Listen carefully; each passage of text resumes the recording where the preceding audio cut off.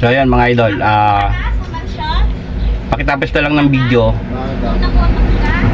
para masagot nyo yung yung tanong. Kasi minsan isa lang nasasagot eh. Minsan kasi may pangalawang tanong hindi nasasagot, isa lang nasasagot nila. So tapusin nyo yung video mga idol para masagot nyo yung pangalawang tanong. So ayun mga idol, pag alam nyo yung sagot, i-comment nyo na lang sa baba. So ayun, proceed na tayo mga idol. Let's go. Kel, si Michael. Si Michael muna tatanungin natin. Kel. Oh. Ayan, hindi ka kita eh. Ano naman? Tas mo.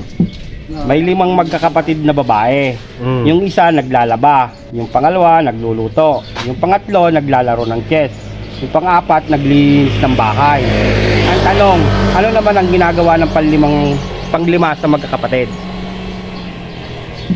20 seconds. No. Lalaba. Oo. Nagluluto. Ayan. Nagluluto, naglalaba, naglalaro ng chess, naglilinis ng bahay. Aba. Anong ginagawa ng panglimang sa magkakapatid? Boss Steve, ikaw. Hindi, nanghirap na naman ang tanong natin. Nagluluto, meron Namamalansya. Nagluluto, meron. Meron na eh. Namamalansya. Mali eh. Mali pa rin. Natutulog. Mali eh. Wala. Mali. What? What the fuck? Si Paksiw. Mali. Paksiw. Hindi, sumagot na eh. Hindi, iba yung sagot mo eh. Oh. May 5 magkakapatid na babae. Yung isa naglalaba. Yung pangalawa nagluluto. Yung pangatlo naglalaro ng chess. Yung pang-apat naglilinis ng bahay. Ang tanong, ano ang ginagawa ng panlima sa magkakapatid? Oh. Hugas ang pinggan. Final answer? Mali. Mali. Mag-isip ka pa. Anong ginagawa ng panlima? Wala eh. Panglima May sa bahay, ah. kanya-kanya silang gawain. Ano? Wala na? Wala na. Sige. Isip pa muna. Boss Steve, ikaw. Wala na eh. Hindi, teka. Babasahin ko muna yung tanong ha. Pakinggan mo muna yung tanong. May 5 magkakapatid na babae. Yung isa naglalaba. Yung pangalawa nagluluto. Yung pangatlo naglalaro ng chess. Yung pang-apat naglilinis ng bahay. Ang tanong, ano naman ang ginagawa ng panlima sa magkakapatid? Hindi. Ginagawa eh. Hindi naman malansya. Balik na, wala nang gagawin eh.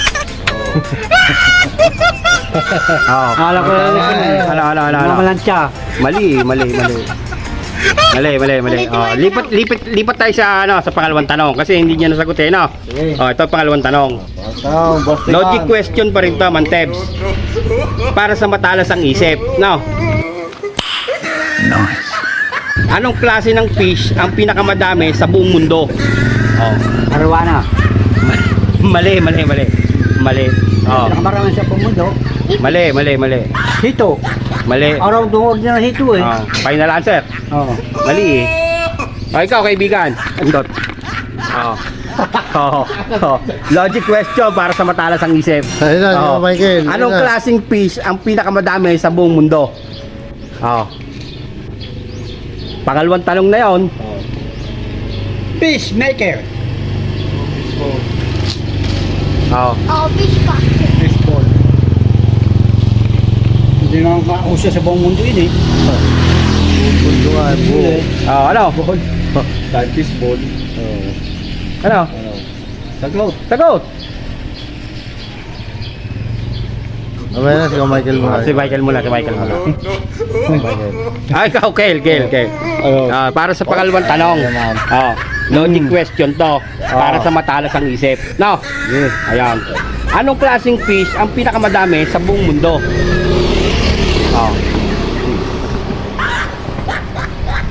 Starfish. Final answer. Final answer. Kaya lang mali eh. Mali. Mali pa rin. Ay, ikaw, Jello. Ay, hindi ka ba, Jello? Wala na Jello. Oh. Jello yan. Meron pa ba? So, walang nakasagot sa tanong natin, sa dalawang tanong. So, yon mga idol, kung alam nyo ang sagot, i-comment nyo na lang sa baba, sa comment section. Thank you. Boy, may logic ako para sa'yo. Natanong ko na sila. So, ikaw na lang, wala ka kanina eh. Ikaw naman tatanungin ko. May 5 magkakapatid na babae. Yung isa naglalaba. Yung pangalawa nagluluto. Yung pangatlo naglalaro ng chess. Yung pang-apat naglilinis ng bahay. Binigyan mo ako Ang tanong, ano naman ang ginagawa ng panlima sa magkakapatid? tulungan ka pa rin kasi. Oo. Hindi pilosophos sagot. Mo, yun lang. Pilatong tanong, hindi mo masagot. Mali yung boy. Aba? Kasi isipin mo, sabi ko, pustahan kami, isang snowball lang eh.